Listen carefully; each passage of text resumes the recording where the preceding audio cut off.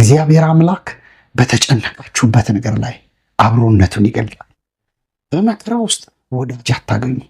በመከራ ውስጥ አይዟችሁ የሚል አታገኙ። በመከራ ውስጥ የሚያግዛችሁ አታገኙ።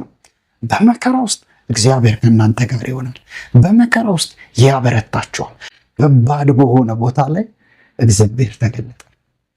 እኔ አለው ካንተ ጋር አለ። እንደ ሰማይ ከዋክብት እንደ ምድር አሸዋ ለአብርሃም ለይስሐቅ የተናገረውን እኔ አበዛሃለሁ አለው። በምትሄድበት መንገድ ሁሉ ካንተ ጋር ሆናለሁ፣ እጠብቅሃለሁ አለው እግዚአብሔር። ጨነቃችሁን? እኔ በቁጥር እኮ ጥቂት ነኝ። እነሱ ተሰብስቦ ያጠፉኛል፣ አለቀልኛል። ተጨነቀ ያዕቆብ፣ እግዚአብሔር መጣ። ሃሌሉያ! ይኸው በተጨነቃችሁበት፣ ግራ በተጋባችሁበት፣ ከባድ በሆነባችሁ ነገር ላይ እግዚአብሔር አለ። ሃሌሉያ! እግዚአብሔር የጠራው ሰው እግዚአብሔር ለጭንቀቱ፣ ለመከራው፣ ለበሽታው አሳልፎ አይሰጠውም።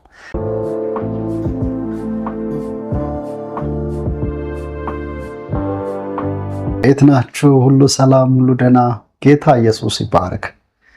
እግዚአብሔር አምላክ እጅግ በጣም መልካም ጊዜ የሰጠን እንደሆነ አምናለሁ። እግዚአብሔር የተባረከ ይሁን። የከበረ ጥሪ ነው ይህ የከበረ ጥሪ ነው። ጌታ ኢየሱስ የተባረከ ይሁን። ይህ የከበረ ጥሪ ህይወታችሁን ፍሬያማ የሚያደርግ ነው። ይህ የከበረ ጥሪ የእግዚአብሔር አብሮነት የሚገለጥበት ነው። ይህ የከበረ ጥሪ እግዚአብሔር አምላክ ከእናንተ ጋር የሚሆንበት ነው። ጌታ ኢየሱስ ይባረክ። ዛሬም እግዚአብሔር በከበረው ጥሪ ህይወታችሁን ይጎበኛል፣ ፍሬያማ ያደርጋቸዋል። ጌታ ኢየሱስ ይባረክ። ዛሬ እንግዲህ ባለፈው በጣም ብዙ ሰዎችን አንስተን እግዚአብሔር የተጠቀመባቸውን ሰዎች አይተን የከበረ ጥሪ እንዴት እንደጠራቸው ተመልክተናል። በነ ሙሴ፣ በነ ኢያሱ፣ በሳሙኤል እንደዚሁም ደግሞ በአብርሃም አይተናል፣ በይስሐቅ አይተናል። ዛሬ ደግሞ የከበረው ጥሪ ከያዕቆብ ህይወት እናያለን። እግዚአብሔር አለ። በጣም ዛሬ መልእክታችሁ ነው። እግዚአብሔር አለ በሉ እስኪ። እግዚአብሔር አለ በህይወታችሁ ላይ፣ በተጨነቃችሁበት ነገር ላይ፣ ዓለም እየተናወጠችበት ባለው ነገር ላይ እግዚአብሔር አለ። ሰው በብዙ ፍርሃት፣ በብዙ ጭንቀት፣ በብዙ ስትረስ ውስጥ አለ። እግዚአብሔር አለ። ዛሬ ይህ የወንጌል መልእክት ነው። እግዚአብሔር አለ። በጨለማ ውስጥ ያሉ፣ በጭንቅ ውስጥ ያሉ፣ በረሃብ ውስጥ ያሉ፣ በሐዘን ውስጥ ያሉ፣ በበሽታ ውስጥ ያሉ፣ በብዙ ኪሳራ ውስጥ ያሉ፣ በብዙ ሐዘን ውስጥ ያሉ ዛሬ መልእክታችሁ ነው። እግዚአብሔር አለ። አሜን አሜን። መልእክታችሁ ነው። እግዚአብሔር አለ በሉ። ጌታ ኢየሱስ የተባረከ ይሁን። በእናንተና ይሆንብኛል ብላችሁ በፈራችሁት ነገር መካከል እግዚአብሔር፣ በእናንተና በተጨነቃችሁበት ነገር ላይ እግዚአብሔር አለ። በእናንተና ይሆንብኛል ብለሽ በፈራኸው ነገር ላይ እግዚአብሔር አለ። ይሄ መልካም የሆነው መልእክታችሁ ነው። ክብር ለእግዚአብሔር ይሁን። መጽሐፍ ቅዱስ በዘፍጥረት መጽሐፍ ምዕራፍ 34 ላይ ያለውን ቃል አለፋ ብዬ አነበዋለሁ ከቁጥር 1 እስከ 3 እንዲሁም ደግሞ ምዕራፍ 34 ቁጥር 30 ላይ ያለውን ቃል አነባለሁ በጌታ በኢየሱስ። ምዕራፍ 34 ዘፍጥረት መጽሐፍ እንዲህ ይላል። ለያዕቆብ የወለደችለት የልያ ልጅ ዲና የዚያ ሀገር ሴቶች ልጆችን ለማየት ወጣች። የሀገሩ አለቃ የሕዊያዊው ሰው የኦሞር ልጅ ሴኬም አያት፣ ወሰዳት፣ ከእርሷም ጋር ተኛ፣ አስነወራትም። ልቦናው በያዕቆብ ልጅ በዲና ፍቅር ተነደፈ፣ ብላቴናይቱም ወደዳት፣ ልቧንም ደስ በሚያሰኛት ነገር ተናገራት ይላል። ቁጥር 30 ላይ አለፍ ብዬ ላንብብ። ያዕቆብም ሌዊንና ስምዖን እንዲህ አለ፣ በዚህ ሀገር በሚኖሩት በከነዓናውያን በፌርዛውያን ሰዎች የተጠላው ታደርጉኝ ዘንድ እኔን አስጨነቃችሁኝ። እኔ በቁጥር ጥቂት ነኝ። እነርሱ በእኔ ላይ ይሰበሰቡና ይመቱኛል። እኔ ከወገኔ ጋር እጠፋለሁ። እነርሱም በጋለሞታ እንደሚደረግ በእህታችን ያደርግባትን አሉ ይላል። እንጸልያለን። እግዚአብሔር ሆይ እናመሰግንሃለን፣ ከፍ እናደርግሃለን። ዛሬ ደግሞ ያንተ የከበረው ጥሪ በያዕቆብ ሕይወት እንመለከታለን። ደግሞ እግዚአብሔር ሆይ አንተ እንዳለ በያዕቆብ ሕይወት እንመለከታለን። ዛሬ አብሮነትህ በእኔ በቅዱሳን በእህቶች በወንድሞች በእናቶች በአባቶች ይህንን በሚመለከቱ ሁሉ ላይ እንዲሆን ጸለይኩ። ክፉ በቀልተኝ ይታሰር በኢየሱስ ስም አሜን። በጣም ደስ የሚል ቃል ዛሬ አካፍላችኋለሁ። ምን መሰላችሁ? እኔ በጣም የምደነቅበት እግዚአብሔር አምላክ በተጨነቃችሁበት ነገር ላይ አብሮነቱን ይገልጣል። በመከራ ውስጥ ወዳጅ አታገኙ። በመከራ ውስጥ አይዟችሁ የሚል አታገኙ። በመከራ ውስጥ የሚያግዛችሁ አታገኙ። በመከራ ውስጥ እግዚአብሔር ከእናንተ ጋር ይሆናል። በመከራ ውስጥ ያበረታችኋል። በመከራ ውስጥ ሕይወታችሁን እግዚአብሔር አምላክ ይባርካል። አሜን። መጽሐፍ ቅዱስ ያዕቆብን ስናይ የአብርሃም የይስሐቅ የያዕቆብ አምላክ ሃሌሉያ። ያዕቆብ ምን ያህል አጥበርባሪ እንደሆነ አታላይ እንደሆነ ስሙ ራሱ ያዕቆብ ማለት ተረከዝያዥ ወይንም አሰናካይ እንደሆነ እናያለን። ያዕቆብ በጣም የሚገርም ሰው ነው። እኔ በጣም ይገርመኛል ያዕቆብ። እግዚአብሔር አምላክ ደግሞ ከተጠቀመበት መካከል አንዱ ማን ነው? ያዕቆብ ነው። እግዚአብሔር የተጠቀመበት ሰው ነው። እግዚአብሔር የሰራበት ሰው ነው። ያዕቆብ እግዚአብሔር የጠራው ሰው ነው። ታናሹ ያያችሁ፣ ታናሹ ለታላቁ፣ ታላቁ ለታናሹ ይገዛል። ኪዳን አለው። ገና ሳይወለድ ኪዳን ያለው ሰው ነው። እግዚአብሔር ገና በማፀን ሳለ የጠራው ሰው ነው። እግዚአብሔር ይባረክ። ገና በማፀን ሳለ ገና ሳይወለድ ያዕቆብ የከበረ ጥሪ ተጠርቷል። ወንድሙ እንደምታውቁት ያደን ሰው ነው። እሱ ደግሞ የቤት ልጅ ነው። በቃ ቤት ውስጥ እናቱን እያገዘ የሚኖር ሰው ነው። አባቱ ይስሐቅ ወንድሙ ኤሳውን ይወዳል። እንዲሁም ደግሞ እናቱ ደግሞ ርብቃ ማንን ትወዳለች? ያዕቆብን ትወዳለች። በጣም አንድ ቤተሰብ ውስጥ በጣም የተለያየ ዓለም ትመለከታላችሁ። በዛ ውስጥ ደግሞ የእግዚአብሔር ጥሪ በዛ ቤተሰብ ላይ ለዛውም በታላቅየው ሳይሆን በያዕቆብ በታናሽየው ላይ ሲሆን ታያላችሁ። ያዕቆብ ብኩርና ያጭበረበረ ወይንም ያታለለ ሰው ነው። አንድ ጊዜ ኤሳው ርቦት ሲመጣ እንዲሁ ብኩርና በምስል ያታለለ ሰው ነው። እሱ ብቻ አይደለም፣ አባቱ ደግሞ እኔ ኤሳው ነኝ ብሎ ምርቃት በረከት የወሰደ ሰው ነው ከይስሐቅ ማለት ነው። በዚህ መካከል እንደ ነገር እንደሆነ እንመለከታለን። ዛሬ በያዕቆብ ሕይወት ላይ እግዚአብሔር የጠራው ሰው እንዴት አብሮነቱን እንደሚገልጥለት በፈራችሁት ነገር ላይ በፈራው ነገር ላይ ያዕቆብ በተጨነቀበት ነገር ላይ ግራ በተጋባበት ነገር ላይ እንዴት እግዚአብሔር አብሮት እንደሆነ እንመለከታለን። መጽሐፍ ቅዱሳችሁን በግልጽ ማየት ትችላላችሁ። ኤሳው ይገለኛል ብሎ ያዕቆብ ፈርቶ ወደ ላባ ቤት ሄደዋል። ምክንያቱም ብኩርናው አታለዋል፣ ወስዷል። እኔ ኤሳው ነኝ ብሎ የብኩርናን ባርኮት አታሎ ወስዷል። እናት ይህንን ስለምታውቅ ወደ አጎቱ ወደ ላባ ቤት እንዲሄድ ላከችው።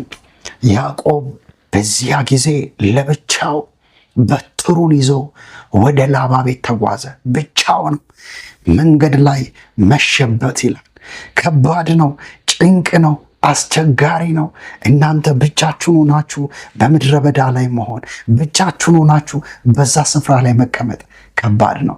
ዘፍጥረት መጽሐፍ ምዕራፍ 28 ከቁጥር 10 ጀምሮ እንዲህ ይላል፣ ያዕቆብም ከቤርሳቤ ወጥቶ ወደ ካራን ሄደ፣ ወደ አንድ ስፍራም ደረሰ፣ ፀሐይም ጠልቃ ነበርን። ከዚያ አደረ። በዚያ ስፍራ ድንጋይ አነሳ፣ ከራሱም በታች ተንተርሶ በዚያ ስፍራ ተኛ፣ ሕልምም አለመ።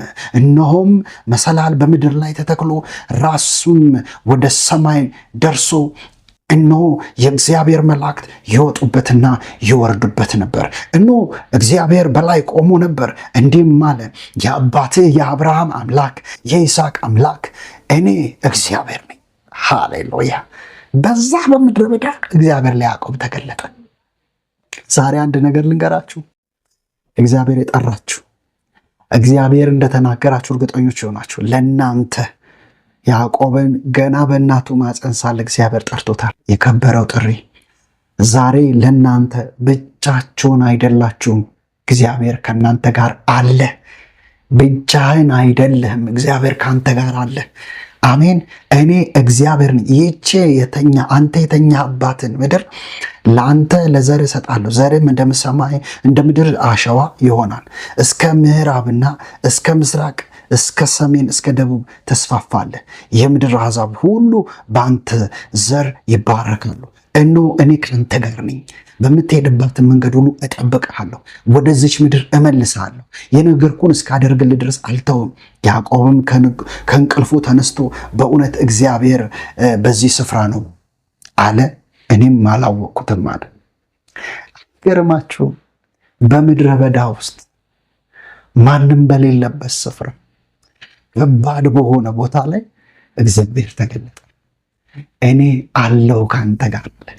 እንደ ሰማይ ከዋክብት እንደ ምድር አሸዋ ለአብርሃም ለይስሐቅ የተናገረውን እኔ አበዛሃለሁ አለው። በምትሄድበት መንገድ ሁሉ ካንተ ጋር ሆናለሁ፣ እጠብቅሃለሁ አለው እግዚአብሔር። መልእክታችሁ ነው። ብቻችሁን አይደላችሁም። እግዚአብሔር ጠርቷችኋል። እግዚአብሔር ከእናንተ ጋር አለ። በሉ እስኪ እግዚአብሔር ከኔ ጋር አለ። እህቴ፣ ወንድሞች፣ እናቶች፣ አባቶች እግዚአብሔር ከእናንተ ጋር አለ። በምትሄዱበት ስፍራ፣ በምትሰሩበት ስፍራ፣ በምታገለግሉበት ስፍራ እግዚአብሔር ከእናንተ ጋር አለ። አይተዋችሁም፣ አይጥላችሁም። አሜን። ጌታ ይባረክ። ሁለተኛው ያዕቆብ በጣም የተጨነቀበት ምን መሰላችሁ?